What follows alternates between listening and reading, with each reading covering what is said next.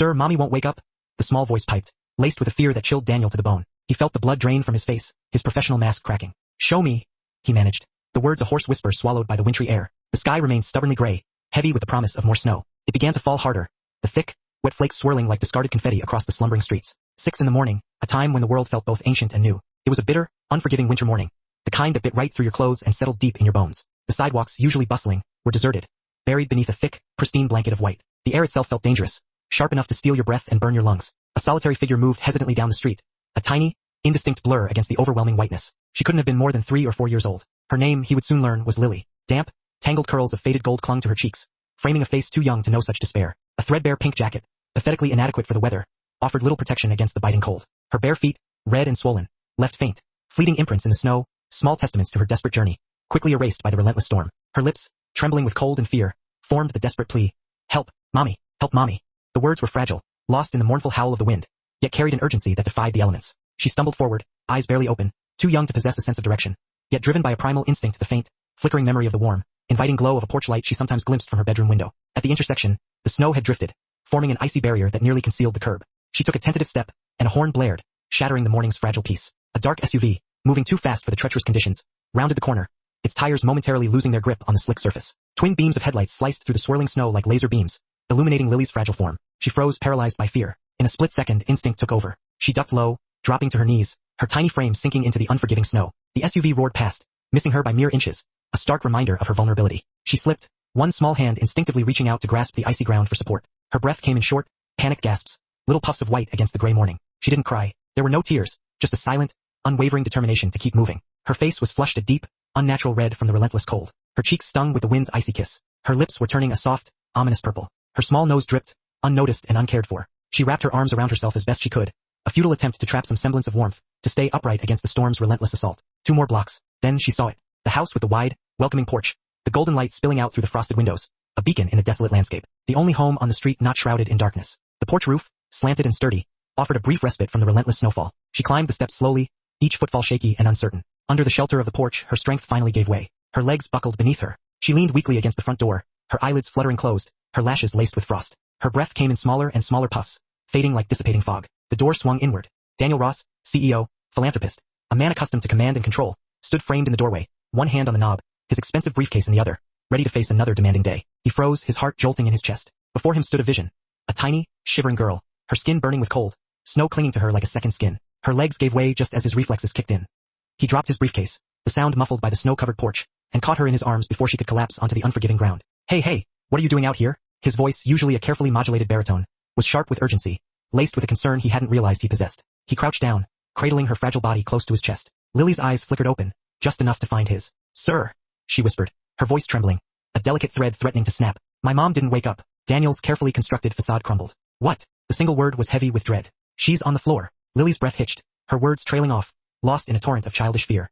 I called her so many times, but Mommy won't get up. The snow swirled around them, a silent witness to their desperate encounter. A profound silence filled the space between her broken words. The color drained from Daniel's face, leaving him ashen. For a second, just a fleeting second, his grip tightened almost imperceptibly, not from the cold, but from something far deeper, a dark, unspoken fear lurking behind his eyes. Then he straightened, cradling her closer, as if shielding her from the harsh realities of the world. Show me, he whispered, the words directed more at himself than at her. Without another word, he stepped back inside, grabbing his heavy wool coat with one hand while keeping the child securely in his arms. The door slammed shut behind them, a decisive sound that echoed in the stillness of the morning, as the snow continued to fall, indifferent to the drama unfolding within. Outside, the world remained unchanged, but inside, something profound had shifted. Something significant had begun. The wind seemed to bite even harder through Daniel's coat as he followed the small girl down the snow-covered blocks. She clutched his hand with surprising strength for someone so small, so cold, her tiny fingers digging into his gloved hand. We're almost there, Lily whispered, her voice hoarse and strained. Her tiny feet stumbled once, twice, and without a word, he scooped her up into his arms, holding her against his chest. She buried her face in his collar, seeking warmth and comfort.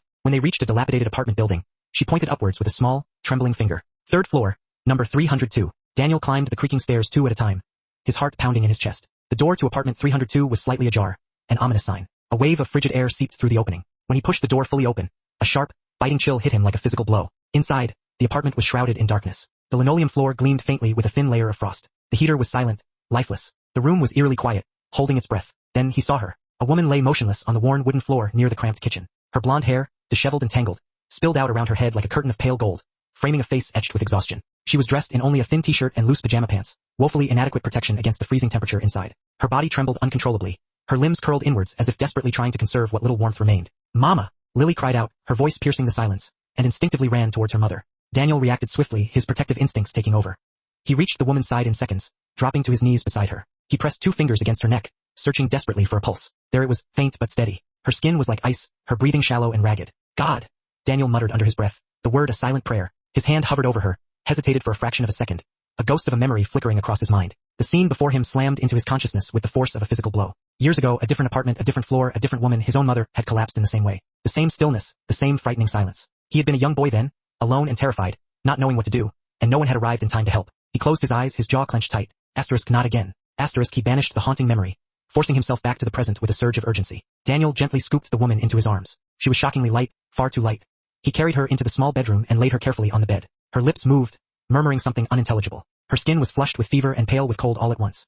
He found a heavy blanket folded neatly at the foot of the bed and another on a nearby chair. He tucked them tightly around her, creating a cocoon of warmth. Then, he moved quickly through the cramped apartment, searching through drawers and cabinets until he found a small bottle of eucalyptus oil. Back at her bedside, he rubbed a small amount of the oil between his palms, warming it before applying it gently to her hands and feet, hoping to stimulate her circulation. He worked with focused precision, fast, calm, efficient, each motion deliberate and purposeful. It was muscle memory by now, a skill honed from a past he desperately tried to forget. When he turned, Lily was kneeling beside the bed, holding her mother's hand, her small face filled with worry. "Mommy, wake up, please," she whispered, her voice filled with a heartbreaking plea. The woman stirred faintly, her lips parted, and a faint voice cracked through the silence. "Lily, Lily, Mommy's here." Daniel turned away, the sting of old grief rising in his throat, threatening to overwhelm him.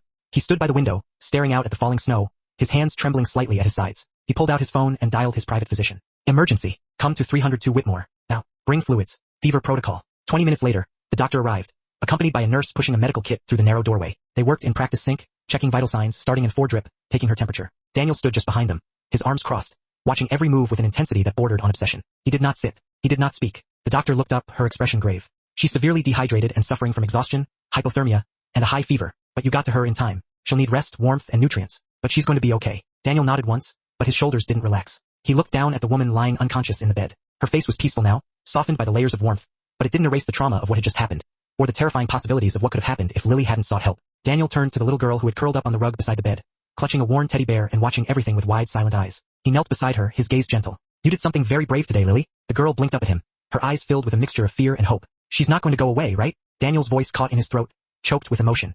He reached out and gently tucked a stray strand of hair behind her ear. "Not if I can help it." As the snow continued to fall outside, a strange, unfamiliar silence filled the small room. Not the silence of fear or despair, but the pregnant silence of something new beginning, something hopeful, taking root in the midst of chaos. The doctor's voice was calm, but firm, breaking the quiet. "Severe exhaustion, hypothermia, high fever, and prolonged sleep deprivation." Her body simply shut down. Daniel nodded slowly, still standing near the foot of the bed. The warmth had gradually returned to the room, thanks to the small space heater that hummed steadily in the corner. The woman, Mia, he had learned her name from her daughter, lay curled beneath 2 thick blankets, her breathing finally even. She looked impossibly young and impossibly tired, a testament to the burdens she carried. Daniel exhaled, a long, shaky breath he hadn't realized he had been holding. He turned to the small figure sitting quietly in the corner of the room. Lily had wrapped herself in a blanket, holding a stuffed bear almost as big as she was. Her cheeks were still flushed from the cold earlier, her eyes wide but heavy with fatigue. She looked up at him, not with fear, but with something else or trust. Daniel knelt in front of her, his gaze level and reassuring. "You must be cold and hungry." Lily nodded, her small face solemn. He disappeared into the cramped kitchenette and returned a few minutes later with a warm mug of milk. He knelt again, holding the mug out carefully. "It's not hot, just warm." Lily took the mug with both hands, her tiny fingers red around the knuckles. She sipped slowly, cautiously. Daniel watched her, his expression unreadable, then gently wiped a smudge of dirt from her cheek with a clean cloth he had found in a drawer. She didn't flinch. She leaned into his touch, seeking comfort and reassurance. "You were very brave today, Lily," he said softly, his voice thick with emotion. "I had to be," she whispered, her voice barely audible. "Mommy needed help." Those 4 simple words settled in Daniel's chest like a heavy stone in still water, sending ripples of memory and emotion throughout his being. He could hear the echoes of his own past, of a frightened little boy who had needed help, too. But no one had come in time. He glanced over at the bed. Mia stirred again, a soft moan escaping her lips. Her face twisted in pain for a moment, then relaxed. Her head rolled slightly to one side. Daniel stepped closer, instinctively, checking her temperature again with the back of his hand. Still warm, but less alarmingly so than before. Her brow furrowed. She began to tremble slightly, even under the thick blankets. Daniel grabbed the bottle of warming oil again, rubbing it between his palms to heat it before gently massaging it into her hands and feet, moving slowly and carefully. Her limbs twitched beneath his touch, but she did not awaken. "Lily?" Mia mumbled in her sleep, her voice slurred and indistinct. "Lily, stay close." Daniel glanced at the little girl, who was watching them intently from her blanket nest. "She's right here," he said, even though Mia couldn't hear him. "You did good, Mia. You held on." Mia's breathing eased again. Lily watched from her blanket, her gaze unwavering. "She always talks in her sleep when she's really tired." Daniel sat down on the edge of a nearby chair, still watching the two of them. He didn't understand the feeling in his chest. Tight, unfamiliar, both warm and aching at the same time. It wasn't pity. It wasn't just sympathy. It was something else, something more profound. It was witnessing love. Raw, messy, unconditional love in its most fragile and powerful form. A mother collapsing after giving everything she had. A child venturing into the freezing darkness to save her. And somehow, inexplicably, he had become a part of that story. He let out another long breath, not out of relief, but out of profound realization. He had spent years building empires, mastering numbers, leading hundreds, but somewhere along the way, he had forgotten what it meant to simply be needed. As he adjusted the blankets around Mia once more and looked over to see Lily resting against the wall, already drifting off to sleep, Daniel understood one thing with perfect clarity. This was no longer just an act of kindness, a fleeting moment of charity. This was the beginning of something that had already found a place deep within his heart, a place he had thought long since frozen over. It had taken root without permission, without warning, and he knew with absolute certainty that his life would never be the same. Without permission and without warning, Mia woke slowly, her body aching and heavy as if it had been filled with sand. Her eyelids fluttered open, adjusting to the unfamiliar surroundings. A softly lit room, crisp white sheets, the faint, soothing scent of lemon and mint in the air. Her first thought wasn't about where she was. It was about her daughter. Lily? She whispered, panic rising in her chest. Where's Lily? A gentle voice answered from beside her, a voice that somehow sounded both authoritative and kind. She's safe, asleep in the other room. Mia turned her head. Daniel Ross was sitting in a chair by the bed, his sleeves rolled up, the exhaustion evident under his eyes, but his demeanor calm and reassuring. You passed out, he said, his voice gentle. You were freezing when I found you. Your daughter came looking for help. Mia tried to sit up, but winced as a wave of dizziness washed over her. She lowered herself back onto the pillow, feeling weak and disoriented. I'm so sorry. I didn't mean to cause trouble. Daniel shook his head dismissively. Do you remember what happened? Mia paused, struggling to piece together the fragmented memories. Her voice came out barely above a whisper. I came home from work. I hadn't eaten. I wanted to shower before waking Lily up. I thought I had a few minutes, but everything started spinning. And then, nothing. She looked away, her face flushed with shame and embarrassment. I guess I passed out. Daniel stayed quiet, allowing her the space to process what had happened. I didn't think I was that tired, she added softly, more to herself than to him. Daniel's voice was low, devoid of judgment. Where do you work? Mia hesitated, then said, I bake during the day at a small cafe near Main Street. Then, at night, I work the register at a market zone, one of the bigger ones, the Elmwood branch. It's a 24-hour store. Daniel's jaw tightened almost imperceptibly, but his voice remained steady, betraying none of his inner turmoil. That's part of my company. Mia blinked, surprised. You own Market Zone? He gave a slight nod, his expression unreadable. Among other things, she sank back into the pillow, suddenly even more embarrassed. Great, so now I've collapsed in front of the CEO. Daniel leaned forward, his gaze intense. Do they give you a meal break during your night shifts? Mia looked down at her hands, her fingers nervously twisting the edge of the blanket. Not really. We're supposed to bring our own food or buy from the vending machine. I didn't bring anything last night. I was running late from the cafe. And no break, he pressed, his voice still even, but with an underlying edge. There's a break, she said quickly, as if defending the store. But we're short-staffed. Most of us skip it just to keep up. She offered a tired, forced smile. I need the overtime. Rent doesn't care how tired I am. Daniel sat back, his expression unreadable. But in his chest, something coiled tight. A simmering anger. A burning sense of injustice. It wasn't just about Mia anymore. How many others were in the same impossible position, forced to choose between their health and providing for their families? She watched him for a beat, then said, her voice tinged with a quiet dignity. I'm not asking for pity, Mr. Ross. I'm a single mom. I just want Lily to sleep safe, eat well, and grow up knowing I did my best. Daniel looked at her, really looked at her. This woman wasn't fragile. She was fighting every day to keep her small world from falling apart, with no one to lean on, no safety net to catch her if she fell. You're not weak, Mia, he said quietly, his voice filled with admiration. You're doing the job of two people. Every single day. Mia blinked quickly, struggling to maintain her composure. For a long moment, neither spoke. The silence was thick with unspoken understanding. There was a subtle shift in his gaze, no longer just concern, but a deep respect, a burgeoning admiration for her strength and resilience. He stood, giving her one last reassuring nod. Rest, you're safe now. As he stepped out into the hallway, Daniel pulled out his phone and typed a single message to his executive team. Urgent. I want full employee welfare reports, starting with Elmwood Market Zone tonight. The screen glowed as he hit send. It was time for change, starting with the people like Mia who kept everything running, even when no one was watching, even when no one seemed to care. In the weeks that followed the incident with Mia, Daniel orchestrated quiet, but sweeping changes across his company's retail chain. Night shift workers were now provided with hot meal support, ensuring they had access to nutritious food during their long hours. Employees with young children were granted access to more flexible schedules and increased childcare allowances, easing the burden of juggling work and family responsibilities. And in-store rest areas were added for staff working long or double shifts, providing a dedicated space for them to recharge and recuperate. When his assistant asked if a press release should be drafted to announce these initiatives, Daniel simply replied, his voice firm and unwavering, no, if it works, they'll feel it. One late afternoon near the end of the week, Daniel made an unannounced visit to the Elmwood Market Zone, intent on observing operations firsthand. The store was buzzing with activity, shelves neatly stocked, customers moving efficiently through the aisles. Everything appeared to be in order, but as he turned to leave, a soft voice called out from behind. Sir, excuse me? He turned. Mia stood a few feet away, her fingers clutching the strap of her worn canvas bag, her cheeks faintly pink, either from the cold or from nerves. She offered a smile, tentative but sincere. Lily keeps talking about you, she said, her voice soft. She says you're her nurse superhero. Daniel's expression softened, his eyes crinkling at the corners. I was wondering, Mia hesitated, her eyes flickering to the ground, if you'd like to come over for dinner, just to thank you. Nothing fancy. He blinked, a little surprised, but then without missing a beat, he nodded, his face lighting up with genuine warmth. If there's mac and cheese, I'm in. That evening, Daniel found himself at Mia's small apartment once again, but this time, It wasn't an emergency. Warm light streamed from the kitchen window, casting a welcoming glow on the snow-covered street. The air was filled with the comforting aroma of baked cheese and garlic, a stark contrast to the sterile scent of disinfectant that had permeated the apartment just days before. The dinner table was modest, but set with care: 3 mismatched plates, a bowl of simple salad, a dish of creamy mac and cheese still bubbling hot from the oven, and a plate of slightly burnt garlic bread. Lily, wearing a plastic tiara on her head, sat perched between them, a whirlwind of excited chatter. "Mommy burned the first tray," she announced proudly, her eyes sparkling with mischief. "But I told her superheroes eat burned food, too." Daniel laughed, a real, unfiltered laugh that came from deep within his chest, a sound he hadn't realized he had been suppressing for years. Mia caught his eye, and for the first time he saw the stress lines on his face soften, the weight of the world lift, even if just for a moment. After dinner, Mia began to clear the table, her movements efficient and graceful. "I'll help," Daniel offered, already picking up a stack of plates. In the cramped kitchen, the cabinet door creaked sharply as Mia opened it. Without a word, Daniel reached for a screwdriver tucked into the side of his ever-present briefcase and adjusted the loose hinge,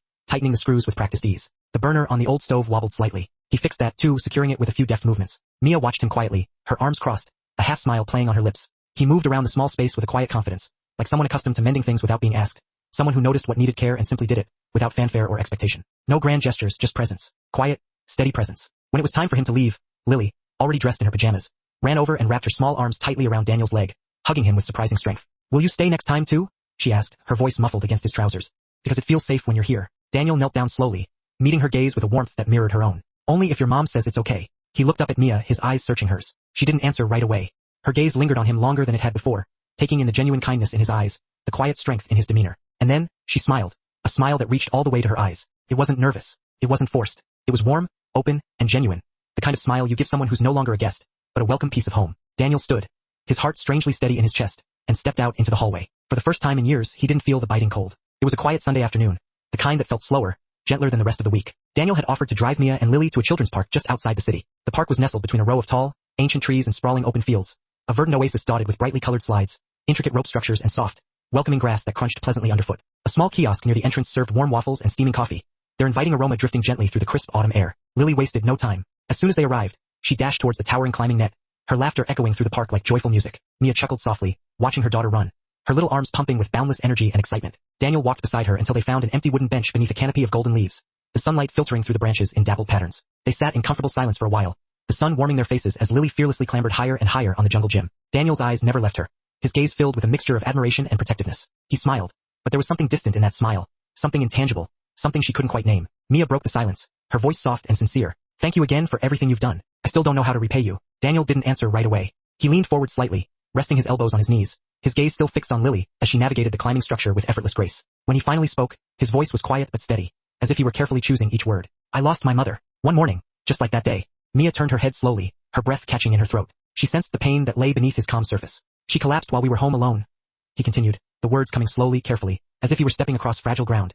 "I was just a kid. I didn't know what was happening. I thought she was sleeping." His eyes clouded over as he spoke, and Mia could see the shadow of a frightened little boy still trapped in the memory. By the time a neighbor noticed and came in, it was too late. "I didn't even know how to dial for help.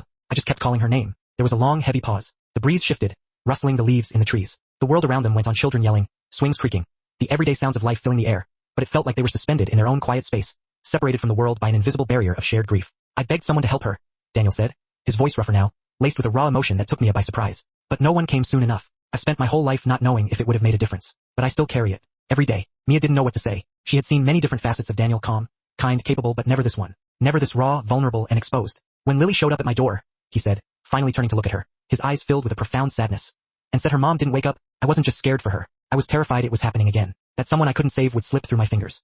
His hands were clenched slightly on his knees, his knuckles pale, betraying the intensity of his emotions. Mia, without a word, reached over and gently laid her hand over his, her touch offering a silent reassurance. She didn't try to comfort him with empty platitudes. She didn't say it wasn't his fault, or that he had done his best. She simply held his hand, grounding him in the present, acknowledging his pain without judgment. For a long moment, they just sat there, their hands intertwined. The noise of the playground faded into the background, becoming a distant hum. Lily called out from the top of the slide, waving with both arms, her laughter echoing in the air. Daniel raised a hand in return, his movements a bit steadier now. Mia kept her hand on his. He didn't pull away. That afternoon, something unspoken passed between them, not rescue, not gratitude, but something deeper, something more profound. A recognition, an understanding of what it means to carry pain quietly, to be marked by loss, and still choose to show up for others, to offer kindness and compassion in a world that often seemed indifferent to suffering. It was no longer just about a child and her mother. It was about two people, both scarred in different ways, slowly allowing space for healing to happen, allowing themselves to be seen, to be vulnerable, to connect on a level that transcended words. And it had started simply on a snow-covered porch, with a child's desperate plea for help. It had continued with a cup of warm milk, a fixed cabinet door, and a shared meal. And now, it was unfolding on a wooden bench in the warm afternoon sun,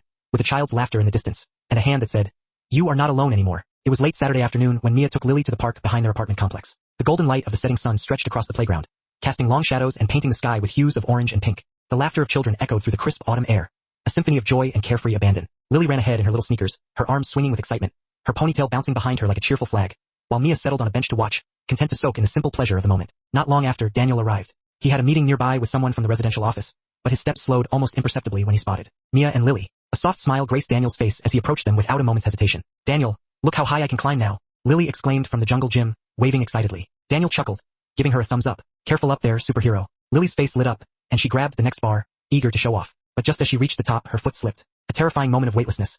Then she lost her grip and tumbled down, landing hard on her knee. The sharp crack of the impact echoed in the air. Lily, Mia cried, leaping from the bench. But Daniel was already in motion. He sprinted forward, dropping to his knees, and scooped Lily into his arms before she could even try to get up. Her knee was scraped raw, a thin trickle of blood staining her sock. She buried her face in his shoulder, her small body shaking with sobs. Daddy, it hurts, she cried, her tiny hands gripping his jacket. Mia froze, a step away, her eyes wide with shock. The word daddy hung in the air, thick with unspoken emotion. Daniel's breath hitched, but he held Lily close, his arms a comforting circle around her. I've got you, he whispered, his voice calm despite the tremor he felt in his chest.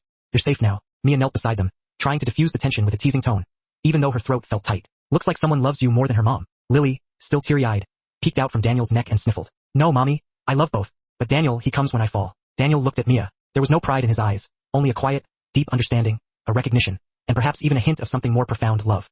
He gently carried Lily to a nearby bench and carefully sat her down. Reaching inside his coat, he pulled out a small first aid kit, something he'd started carrying ever since the morning he found Mia unconscious. He also produced a warm pack of wipes from his jacket. Mia watched in silence as he cleaned the wound with gentle care, his voice soft and soothing. You're doing great, sweetheart, just a little sting. Lily nodded through her tears, one small hand still clutching his sleeve. Mia folded her arms, her usual guard momentarily forgotten. She had never seen anyone treat her daughter with such tenderness and concern, not even Lily's father, who had long since disappeared from their lives. Once the wound was bandaged, Lily leaned against Mia's side, exhausted. Her breathing slowed, and her eyes fluttered closed. Daniel stood before them, his hands in his coat pockets, the setting sun painting a warm glow behind him. Mia, he said, his voice low and earnest. She looked up, unsure of what he was about to say. I want to be the one she calls dad. The words hung in the air between them, heavy with sincerity. There was no performance, no practice lines, just pure, unadulterated truth. I want to be there when she falls. I want to be there when you're tired. I want to be a part of your lives. Not just the hard moments but the quiet ones, 2 birthdays, bedtime stories, mac and cheese dinners if you'll let me. No grand gestures, no practice speech, just a man offering his heart to the 2 people who have changed him. Mia didn't answer right away. She looked down at Lily, who was now peacefully asleep against her, the small bandage peeking out from beneath her tights. Then she looked back at Daniel, her eyes shimmering with unshed tears. She didn't speak, but she didn't need to. She reached for his hand, interlacing her fingers through his, and held it firm, warm. They weren't strangers anymore. They were becoming a family, started like any other evening. Daniel knocked softly on the door just after 6. Mia opened it with a warm smile. You're early. I missed my girls, he said simply, holding up a grocery bag. And I brought vanilla. We're baking tonight. Lily shouted excitedly. I've been waiting by the window for you for the last 20 minutes. Inside, the apartment was filled with the warm, inviting scent of butter and sweet anticipation. Lily squealed when she saw him. Daniel, guess what? I found a heart-shaped cookie cutter. She held it up triumphantly. That's perfect, he said, ruffling her curls. You know, superheroes only eat heart-shaped cookies. As the 3 of them gathered around the kitchen table, chaos erupted. Flour flew through the air. Sugar spilled across the counter. More dough ended up on the floor than in the baking tray. Mommy burned the first batch again. Lily giggled, licking a spoonful of batter. I told you, Daniel said with mock seriousness. Burnt cookies build character, and superheroes eat anything. Lily grinned. Mia rolled her eyes playfully. You're a bad influence. A delicious one, he countered with a shrug. After the baking frenzy, Daniel washed the dishes while Mia wiped down the counter. The sound of Lily humming in the next room floated between them, a peaceful melody filling the small apartment. Mia glanced at him, his sleeves rolled up, soap suds clinging to his hands, a soft smile playing on his lips. You know, she said quietly, this feels scarily normal. Daniel looked over at her, his voice barely above a whisper. Scary's okay. Sometimes scary means something matters. She didn't reply, but she didn't look away. Later that night, after Lily had fallen asleep, one hand still clutching a cookie wrapped in a napkin, Daniel lingered. He stood near the kitchen doorway, watching Mia tuck the blankets around her daughter, her movements gentle and loving. The soft glow of the bedside lamp cast a golden light over them. Mia turned, surprised to see him still there. I thought you'd left. I almost did, he said, walking slowly toward her. But I have something. From his coat pocket he pulled out a small velvet box. Mia's breath caught in her throat. It's not a ring, he added quickly, a hint of amusement in his voice. He opened the box, revealing a delicate necklace featuring 3 small silver stars, interlocked. One for you, he said softly. One for Lily, and one for the space I hope I can stay in, right here with you both. Mia blinked back tears, her voice barely audible. Daniel. He stepped closer, his eyes filled with warmth. I can't promise perfect. I won't always know what to say or how to fix everything, but I promise this. You won't be cold again. You won't be alone again. Not when you're tired, not when you fall. I'll be there. Silence stretched between them, not empty, but full of unspoken feelings. Then Mia nodded, her eyes shining. You're already here. He smiled, a genuine smile that reached his eyes and softened the lines around his face. You'll let me stay? She nodded again, whispering through a shaky breath. We've been waiting for you. Outside, the first snow of the season began to fall. Later, They stood on the porch, Daniel holding Lily, now fast asleep in his arms. Her small head nestled comfortably against his shoulder. Mia wrapped her arm around his waist, drawing closer. She's heavier than she looks, he whispered. She trusts you, Mia replied, resting her head on his arm. So do I. They stood there like that, 3 silhouettes framed against the falling snow, bathed in the soft glow of the porch light. Inside, above the fireplace hung a new photo. Lily in the center, her arms wrapped around both Mia and Daniel, her face beaming with happiness. Underneath the photo, a handwritten note, carefully framed. Family, not found by chance, but by courage and love. And finally, it was true. They were home. Thank you for joining us on this heartwarming journey of courage, healing, and the unexpected power of love. If Lily, Mia, and Daniel's story touched your heart, imagine how many more are waiting to be told. At Kindness and Love Tales, we share real emotional stories that remind us what truly matters. Family, kindness, and second chances. Don't forget to like, comment, and subscribe to our channel for more inspiring stories like this. And remember, sometimes the greatest families are the ones we find, not the ones we're born into. See you in the next tale.